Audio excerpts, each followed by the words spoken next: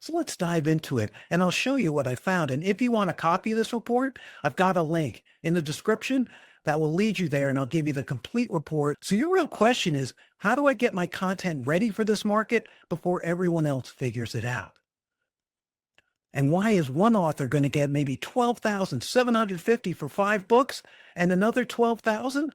Let's unpack what your work is worth to AI, knowing these are early numbers, and I'll keep evolving them, but I want to give you an idea, a guide, a path towards where this is going. And in the end, see if it even makes any sense to you. So if you have books, you have videos, you're a creator, get them ready. You want to get protected? I'll give you some ideas and also show you in my report and right now on video what these might be worth and how I came up with it. Because in my report, what I've done is divided it into 2 categories. One is the indie, the independent author with like 5 books, assuming about 3,000 a book. Now, there are variations when you look in the report to give you an idea what the spectrum is, but this is how we're sort of looking at it to get an idea. And make sure, by the way, this isn't an AI generated book. This is for something you wrote, something that exists, something that could train AI. And I'll give you some hints of what matters to AI to make it valuable. And I do want to make it clear, these are not numbers that have been approved or suggested to me by either CredPen or created by humans. This is my research. This is my focus.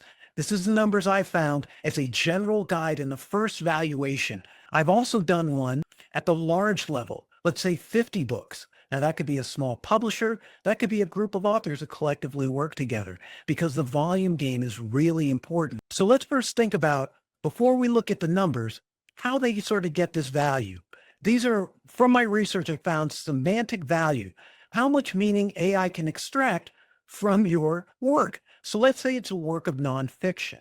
Nonfiction is more valuable than fiction, depending again, all depending. These are not absolute rules, right? But if I write a piece of fiction, it better be popular. And that also shows a narrative style, storytelling. All of these elements help train AI. Nonfiction is a little bit more reliable because hopefully it's based on facts. It's a little bit more accessible and a little bit more understanding. We don't have to go into like, if you read a book, is it good to you? Same thing with AI. Is it good to AI? Well, it has its rules. So nonfiction tends to be more valuable than fiction.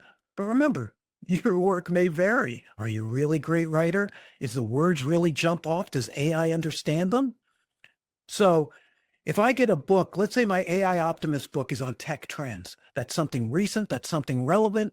AI ethics, things like that could be really valuable training for AI. And it's also based on a very specific formulaic approach, less on the storytelling end. So it less relies on me being a great writer as much as being clear and factual. I'm not saying this against fiction, just fiction, like any creative writer knows, you've got a real challenge. How do I make this thing stand out? This is why we're trying to put this into action for you to help you figure that out. So nonfiction, I'm looking at offering maybe 3,000 to 5,000 for a title, where fiction might be 2,000 to 5,000, and it could be lower. Remember, this is a one-time payment I'm talking about. I'll get to that in a second because there's more possible options, but we're looking at one-time payments when we say this. So it's going to be higher if it's unique. It's going to be higher if you've actually got sales volume. You've sold thousands of books. That's obviously going to be more valuable. And this is the kind of information we feed to the AI to let it know if we can. And if your book is sold a lot, AI is going to know from what it's pulled from the internet, from other data, from scraping. So one of the key things you're going to want to do is make sure that in your what's called metadata, and this is not a techie term, these are the descriptive things about your writing, how you can explain to AI why this might be work. Now, obviously, one of the first ones, nonfiction or fiction. So does it help AI sort and pull content? Are you pulling facts? Are there things that can prove? Are there patterns that fit? And this is all up to the AI. I'm just saying in the end, it boosts your value 10 to 20% if you have good metadata. When it was written, who's the author, who published it? Do you have a publisher?